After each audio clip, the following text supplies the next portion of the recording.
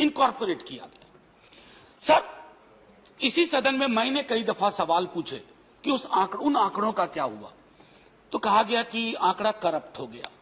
Sir, corruption ढूंढना पड़ेगा आंकड़े में है या मानस में है, क्योंकि मानस का करप्शन आंकड़ों के करप्शन में तब्दील हो जाता है। अब कहीं बात नहीं बनेगी। आपको जातीय जनगणना सुनिश्चित करने में क्यों कह रहा हूं, कल लोकसभा में जो लीड स्पीकर थी भाजपा की, उन्होंने आंकड़े मांग लिए।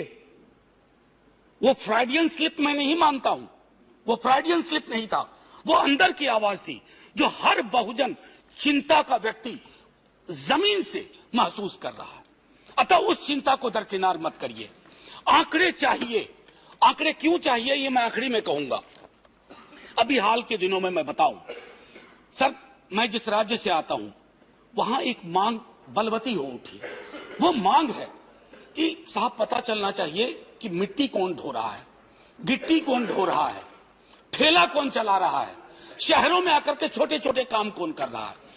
जातिगत जनगणना की बात हुई बिहार में, इतना दबाव जब नेता प्रतिपक्ष तेजस्वी जी ने कहा, मुख्यमंत्री जी साथ आए और हम सब ने, पूरा विधानमंडल ने प्रधानमंत्री जी से वक्त मांगा है।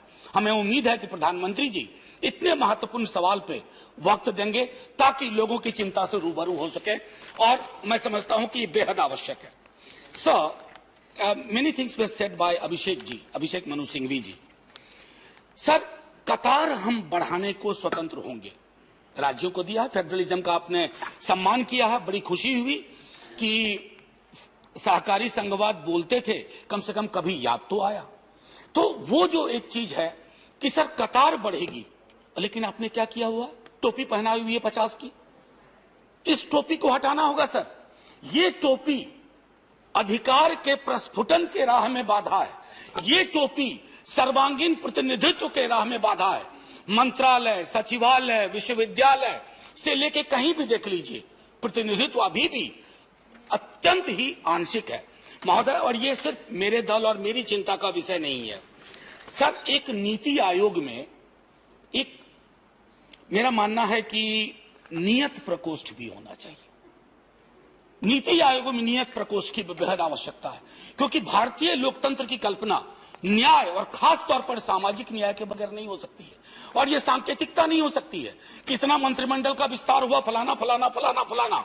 It has to be translated into reality. So जमीन पे इसको उतरना होगा, जिसमें मैं बहुत कमी देख रहा हूं सर। 2011 में जब जातिगत जनगणना की बात हुई तो कहा गया कि जिस एक संगठन से बहुत प्रेरणा मिलती है, हमारे सबसे बड़े दुनिया के दल को, उन्होंने कहा we are ready for categories but we are not ready for caste enumeration. Sir, इस माइंडसेट को बदलना होगा। जो मैंने शुरू में कहा कि जाति अगर नहीं जा रही है हमारे मुल्क से, तो इसलिए कि हमारी रगों में, नसों में जातिगत सोच है सर, और वो सोच बदलनी होगी। वो सोच अगर हम नहीं सर बस 30 सेकंड और दे दीजिए, क्योंकि मैंने वादा किया था कि मैं क्यों जातिगत जनगणना की बात कर रहा हूं।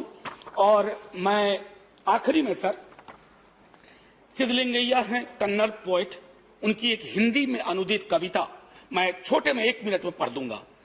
भूख से बिलबिलाते, गिट्टी मिट्टी ढोने वाले, मार खाकर बैठे हुए ऐसे मेरे लोग, खेतों में बीज बोने वाले, सूरज की आंच में तपने वाले, फसलों की कटनी में पसीने से तरबतर ऐसे मेरे लोग, पेट पर कपड़ा बांधे थक हार कर बैठे, खाली हाथ लौटने वाले ऐसे मेरे लोग। सर, इन लोगों की गणना चाहिए। इनकी गणना होगी तो देश विकसित होगा सर। सर बस 30 सेकंड सर, 15 अगस्त आ रहा है 4 दिन बाद। सर सुन लीजिए, 30 सेकंड सर, आग्रह है। 15 अगस्त आ रहा है 3 दिन बाद, 4 दिन बाद सर। 15 अगस्त को झंडा फहरेगा, जन गण मन अधिनायक जय है। सर, झंडोत्तोलन सिर्फ 15 अगस्त नहीं है, मूल्यांकन कि ये जन गण मन कौन है, इसकी पड़ताल नहीं होगी। धन्यवाद मनोज जी, तो सब बेमानी है। जय हिंद साहब। Next speaker doctor Narendra Yadav.